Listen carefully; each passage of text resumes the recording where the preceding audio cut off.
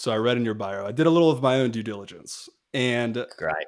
in your bio, quote, my sheer desire to earn a decent and regular passive income from a minimal amount of personal input paved the path to where I am today. End quote. So you hear a lot about in online about hustle, work harder, work to the max, work your bones off. What is your personal view about all that?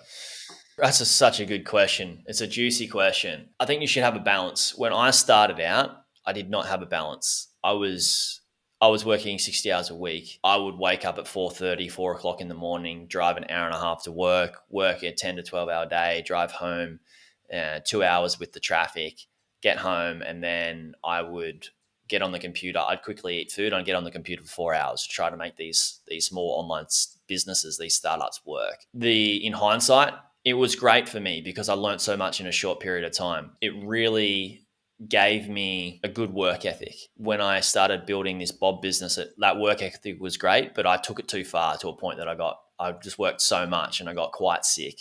And I got glandular fever that turned into Epstein-Barr virus, which made me slow down. So I physically had to slow down. It's easy for somebody that is in a fortunate position that doesn't need to work to just tell somebody that they need to hustle when they've got other life things going on. Every person is different. A lot of people these days, I think, as the world evolves, people want more, and that could be more income, it could be more anything for less effort and less work. When reality is, and sometimes a lot of people that start to want to buy an online business, they go, cool, I get to skip the whole startup phase.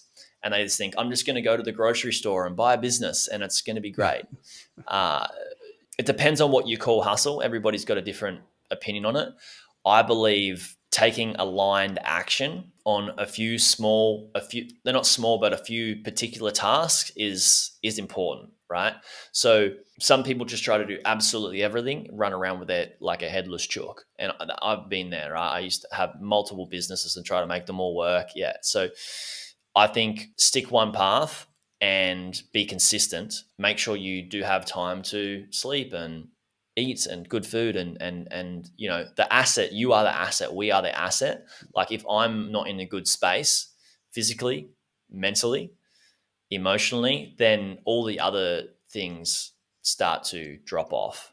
And the asset is like me, and I need to protect that. And so if you overwork sometimes, then you can put yourself in a place where you're eating junk food because you don't have time to cook. You're not sleeping as much and you're not in the most stable or emotional state because you're worried about too many things. So I think there's a good balance. I think the balance is important. I used to be way more on the hustle side. Now I've learned the hard way. But what I'm hearing is, you had an experience and now you've calibrated. With time and Yeah, experience, you've kind of found a new happy medium, and you can't find that without the experience that you went through. I agree. I agree. You can So, try and find it, but the hardest lessons that you learn are from your failures. And that was a big failure for me. And I would say for people listening is like, don't have the attitude that like, if you just do a few things here and there, you'll get results. Like you need to give it you need to be fully committed. Like I have my mindset series, the 3 C's to achievement. I think it's episode 147, 48, 49, 150.